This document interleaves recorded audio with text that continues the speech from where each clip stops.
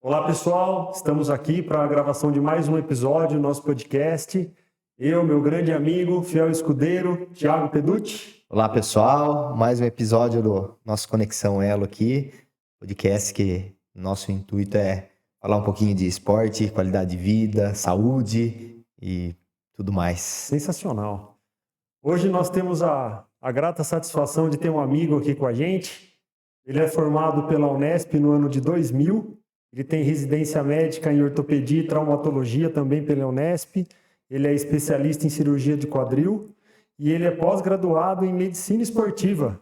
Nós vamos falar hoje com o Dr. Davi Nicoletti Gumiero, nosso grande amigo. Tudo bem, Davi? Tudo bem, Betão. Obrigado pelo convite, convite do Thiago. É um prazer estar aqui e gostaria também de parabenizá-los por essa iniciativa, que é fantástico, é muito bacana. Bom, Davi. Davi, a nossa ideia aqui nesse podcast é a gente falar um pouco sobre exercício físico, qualidade de vida, longevidade, enfim, o que a prática constante de exercício físico e um conjunto de práticas saudáveis possa nos levar a uma boa qualidade de vida. E já há muito tempo, algumas vezes na academia, a gente troca umas ideias ali no horário do café e até a inspiração de criar esse podcast saiu de algumas conversas que nós tivemos lá.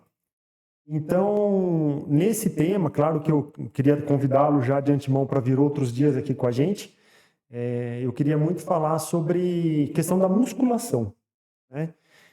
Você é um praticante de exercício físico há mais de 20 anos aí, eu sei que você, dos remotos tempos da Academia Apollo Center, já fazia exercício quando você veio estudar para cá, né? Já fazia, cara. Eu comecei a fazer... Esporte eu sempre pratiquei, desde da infância, adolescência, eu sempre pratiquei...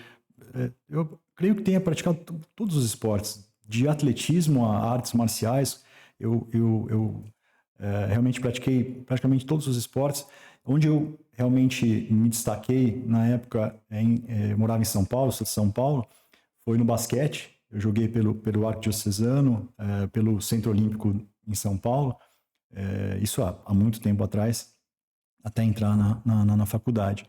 Na faculdade a gente acabava praticando também todos os tipos de esporte, mas eu realmente comecei a praticar a musculação em 98, ainda na faculdade, e nunca mais parei. E ao contrário do que eu ouço, muitas pessoas, mesmo no consultório ou fora, dizem não gostar da musculação. É uma coisa que eu adoro fazer, musculação. É um lugar onde eu realmente consigo, parece um contrassenso, mas onde eu consigo relaxar. E para mim é um prazer estar na academia. E isso vem de encontro ao que se prega hoje em relação à necessidade de fortalecimento muscular, de você manter a sua massa muscular, que é algo que ao longo da sua vida invariavelmente vai ser perdido. Então, enfim, é algo que realmente para mim é um prazer, e eu procuro estimular todas as pessoas com quem converso a praticar, porque a quantidade de benefícios realmente é enorme. Davi, legal. Você como ortopedista, você deve receber muito dessa demanda no consultório, né, na sua prática profissional. E eu acho que a visão da população em geral com o ortopedista é a lesão, né? Poucas pessoas pensam no ortopedista como a prevenção da lesão. E a musculação e a ortopedia, nesse sentido, eles caminham juntos, né? Sem dúvida, Thiago. Sem dúvida. A gente, no consultório, nós pegamos muitas pessoas com lesão. Existem sim, hoje em dia, até por conta da disseminação das informações, as pessoas que buscam a questão da prevenção, mas efetivamente isso não é a maioria. Agora, para as pessoas que gostam de qualquer tipo de esporte, se você parar para analisar os atletas desses respectivos esportes, além do treinamento técnico, todos eles, principalmente de alta performance, eles fazem um trabalho de fortalecimento muscular concomitante, Porque para que aquele músculo seja exigido à exaustão, né, os esportes de alta performance, eles precisam ter condições de suportar tal sobrecarga. Então, definitivamente, está coberto de razão. Para que você tente evitar ao máximo, evitar que o atleta se machuque, ou você, se pratica uma atividade física, a corrida, por exemplo, você precisa ter os músculos preparados para suportar aquela sobrecarga. E não só evitar a lesão da musculatura, mas proteger as suas articulações. Muitas pessoas elas chegam e dizem, a corrida é a minha vida. Eu não sei viver sem correr. Ótimo, mantenha-se ativo na corrida. Mas para isso você precisa preservar o seu corpo, preservar suas articulações para que ele te dê condições de se manter nesse esporte. E isso vale para todos os esportes. Então, sem sombra de dúvida, a prevenção da lesão, ela passa por um bom preparo, não só técnico, porque você tem que desempenhar o gesto mecânico daquela atividade de maneira melhor possível, mas também pela proteção que a musculatura vai fornecer às articulações para evitar que você se machuque. Davi, fale uma coisa para mim, ó. Você falou sobre prevenção, né? E a gente já trabalhou com alguns pacientes seu no pós-cirurgia, né? Depois que terminou a fisioterapia, a gente entrou fazendo um trabalho de ganho de massa muscular e fortalecimento. Para você, o que é a diferença da fisioterapia, o fortalecimento muscular e musculação? Essa é uma boa pergunta, Betão. A físio ela é algo fundamental, né, no pós-operatório. Ela trabalha a parte da reabilitação desse paciente, do preparo desse paciente e da recuperação, quer seja no pós-operatório ou, se a gente for pensar num esportista, num atleta, no pós, né, um pós-prova, por exemplo. Então, tudo isso envolve a questão da fisioterapia, né? A atividade o fortalecimento muscular é o conceito geral de você ganhar força, de você promover uma hipertrofia muscular, né? Isso pode ser feito em algumas atividades físicas, dentre elas a musculação. A musculação é um tipo de atividade, é um jeito específico de você ganhar força, de você fazer o fortalecimento muscular, né? Então é tudo uma sequência e são atividades todas, elas são intrínsecas, elas não se dissociam, né? Elas acabam sendo conjugadas e não se dissociam. O esportista, o atleta, ele necessita de, em algum grau, todas elas trabalhando em conjunto. Muito bom. Legal, Davi. Você, como praticante de musculação, foi o que já vem conversando, né? Criança e adolescente, Davi, qual a sua opinião não sobre esporte em geral, né? Porque esporte, desde sempre, ele é recomendado, né? A gente brincava antigamente na rua, não praticava um esporte lúdico, né? Sem regras, mas não deixava de ser uma atividade esportiva, né? Jogava bola, corria. E hoje esses espaços são cada vez mais escassos. Então, as crianças, eles procuram lugares mais especializados para a prática do esporte, seja da prática esportiva como da musculação. Qual a sua opinião sobre a musculação para crianças e adolescentes? Essa é uma outra pergunta importante, é uma pergunta que a gente recebe a todo momento, né, no consultório. Para responder isso objetivamente, eu vou começar trabalhando a resposta em relação à questão da criança especificamente, até o momento da adolescência. As idades específicas, elas podem variar de acordo com sendo menino ou menina, tá? Mas eu vou trabalhar de uma maneira mais geral a resposta. A recomendação é que realmente as crianças, até por estarem se desenvolvendo neurologicamente, desenvolvendo suas habilidades, que elas pratiquem o máximo de atividade possível até a adolescência. Tá? O momento ali de 12, 13 anos, você especificar demais a atividade dessa criança pode fazer com que ela não desenvolva habilidades que ela tenha. Então, é importantíssimo que ela realmente pratique a maior variedade possível de atividades, e para que isso propicie que ela desenvolva todas as habilidades possíveis. A partir daí, na idade 12, 13 anos, menina, menino, você começa aí sim a escolher as habilidades, ou ela mesma, né? A criança vai escolher as habilidades nas quais ela melhor tem o desempenho, e você foca num esporte específico. Tá? Isso esporte de uma maneira geral. No que diz respeito à musculação, existe um receio muito grande de que o exercício físico resistido com carga provoque lesão em cartilagem de crescimento, faça com que as crianças fiquem pequenas, né? Não, em relação às crianças, a academia, por exemplo, ela tem que ser uma coisa, como você mesmo falou, Thiago, uma coisa lúdica, uma coisa de desenvolvimento de habilidades. O ganho de força, ele acontece de maneira ótima, de maneira melhor, a partir dos 12, 13, 14 anos de idade. Tá? Então é a partir desse momento que você vai começar a trabalhar o ganho de força no menino e na menina. Tá? Eu costumo dizer para todas as pessoas que assim, você pode se machucar em qualquer atividade que você for desempenhar, inclusive na academia. Apesar de tudo que a gente está dizendo, a gente pode se machucar também. Por isso que os cuidados são muito importantes. Você buscar um profissional que seja capacitado para trabalhar com a criança. Tá? Então, o momento principal para você fazer isso seria essa idade, 12, 13, 14 anos. Existe uma evidência de que a musculação em si, um exercício resistido, bem realizado, com um profissional competente, isso vai provocar lesão em cartilagem de crescimento, vai fazer com que essa criança não cresça ou que a altura dela fique menor porque ela fez atividade de exercício resistido? Não existe. Tá? Não existe essa evidência. Tá? O que precisa ter é trabalhar com a criança de acordo com as etapas de desenvolvimento dela. Então, você vai desenvolver as habilidades até chegar nessa idade, infância, chegou na fase da adolescência, é um bom momento para trabalhar a questão de força.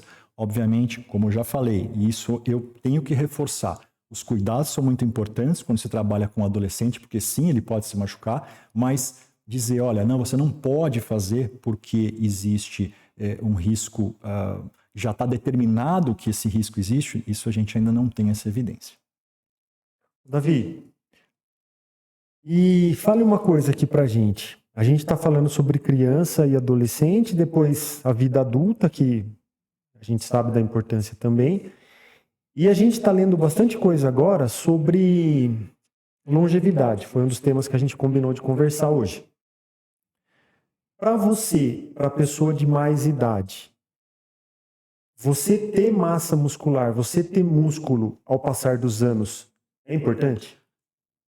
Na verdade, Beto, eu diria para você que é fundamental, é imprescindível que a pessoa tenha massa muscular conforme a idade vai avançando. Porque isso já é algo comprovado, é algo muito estudado. Com o passar do tempo, hoje as pessoas estão... É muito comum. Ontem eu estava conversando com alguém e a pessoa fez um comentário que eu achei muito pertinente. Ele perguntou para uma outra pessoa, você lembra na nossa época, quando a gente era criança, você lembra quantas pessoas que você encontrava que tinham 80, 90 anos? Na época não eram muitas, efetivamente. Você tinha pessoas de 60, 70.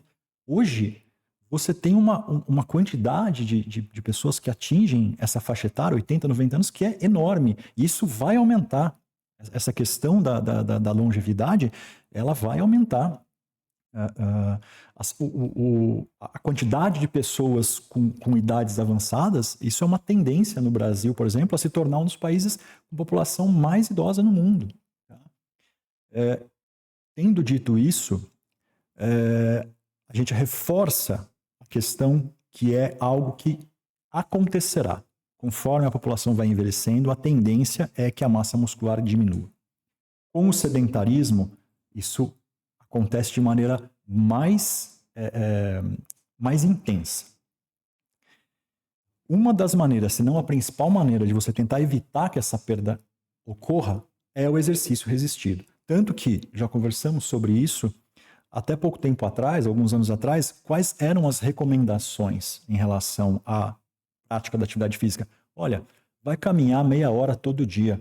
Era isso que se recomendava. Hoje, você continua dizendo isso, porém,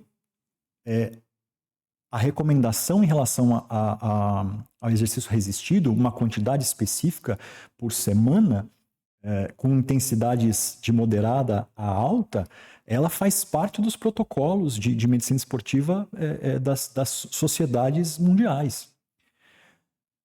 Principalmente por conta dessa questão do envelhecimento, do que as pessoas podem experimentar com o envelhecimento. Para que você possa envelhecer com qualidade de vida, você precisa ter independência para praticar atividades de vida diária, como, por exemplo, levantar da cadeira. Não é incomum você ver pessoas, às vezes com 50, 60 anos, que foram sedentárias a vida inteira, não conseguirem levantar da cadeira sem ajuda. Então, não é que você indica ou você diz para a pessoa, olha, você tem que fazer um trabalho de fortalecimento porque ele vai correr, porque ele vai fazer uma atividade. Não, é para que você se mantenha ativo e você consiga se manter independente, fazendo as suas coisas com a menor quantidade de auxílio possível conforme a idade vai avançando. E pegando especificamente em relação à questão, por exemplo, da cirurgia do quadril, com o envelhecimento, o que tem acontecido também é o aumento do número de fraturas decorrentes de queda. O paciente que cai, por exemplo, da cadeira, cai da cama e fratura o fêmur, fratura o punho, fratura o ombro, né? Isso tem um impacto enorme na vida das pessoas, certo? E quando você trata esses pacientes, por exemplo, que tiveram fratura, o protocolo pós, ele envolve o quê? Prevenção de novas quedas. Porque não é incomum você pegar um paciente, por exemplo, que tem uma fratura de fêmur de um lado, você faz a radiografia, existe uma placa ou uma prótese já do outro lado. Ou seja, já é o segundo episódio. Então, a questão da prevenção de novas fraturas é hoje uma das... Falando novamente de prevenção, né? A gente falou de prevenção de lesão, agora a gente está falando de outro tipo de prevenção igualmente importante. Então, a prevenção da ocorrência de novas fraturas envolve a prevenção de novas quedas. A prevenção de novas quedas envolve as pessoas terem equilíbrio, ter coordenação, ter força para se manter em pé e não tropeçarem, por exemplo, em qualquer pequeno degrau, porque isso envolve justamente a falta dessas coisas que eu comentei inicialmente. A pessoa ela vai dar o passo, como ela não levanta muito a perna, o pé também não levanta, ele acaba enroscando em qualquer pequeno degrau. E isso é o que causa essas quedas e é o que gera esse tipo de fratura. Então, você vê quanta coisa nós comentamos e a falta da porção muscular pode ocasionar conforme a pessoa vai envelhecendo. E uma das maneiras, mais uma vez, se não a principal, para que você tente prevenir isso de maneira mais efetiva, é o exercício resistido, é o fortalecimento muscular. Olha como tudo está associado, né? Tudo uma coisa ligada à outra. Associado. E a gente brinca em falar de equipe multidisciplinar e o corpo como um só, né? Todas as evidências apontam que a autonomia nos idosos, né? A qualidade de vida e a autonomia está relacionada com doenças neurodegenerativas, né? Então, o idoso perde a autonomia, ele deprime e muitas vezes comete algumas doenças, a própria depressão, o Alzheimer, o próprio Parkinson. E a autonomia está intimamente ligada à musculação, né, Davi? A manutenção dessa massa muscular, né?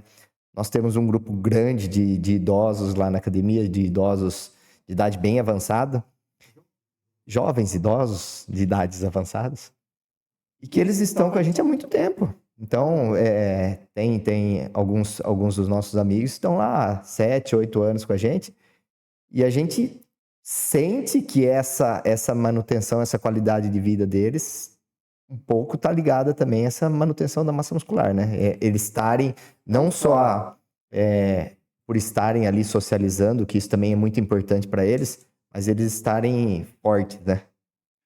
Sem dúvida. A questão de como cada pessoa vai viver o seu envelhecimento é algo que todos nós passaremos e queremos passar, né? Todo mundo almeja continuar vivendo com boa qualidade de vida, ela passa justamente, ela é multifatorial, ela não é algo que um fator apenas determina. Então não é a musculação, mas acho que você comentou alguns fatores aí que são importantes. Então você sair do seu ambiente, você ir para um outro ambiente onde você encontra outras pessoas com repertórios diferentes, né? Com vivências diferentes, você consegue socializar com essas pessoas, mas você vê que elas acabam compartilhando um interesse comum, que é o bem-estar físico no envelhecimento. Isso gera um bem-estar emocional, né? Porque a pessoa não está em casa, ela não está sozinha, certo? Ela consegue sair dali, marcar um encontro, fazer outras coisas que não só, às vezes, ficar em casa, porque a pessoa que ela não consegue se locomover, que ela tem dificuldade de levantar da cadeira, que ela tem dor para fazer suas atividades de vida diária, não consegue, ela fica restrita a um ambiente muito pequeno, né? Isso limita essas outras coisas que nós estamos dizendo que são importantes do ponto de vista geral para um envelhecimento saudável, né? Em todos os âmbitos. Legal. Até um relato, né? A gente tem uma aluna nossa, e ela acabou de se curar de um câncer, né? Marlene, beijo pra você. E quando ela saiu do hospital, ela falou que o primeiro lugar que ela fazia questão de passar foi na academia. E o fortalecimento, o fato dela estar treinando, estar forte, foi primordial para ela ter saído dessa, né?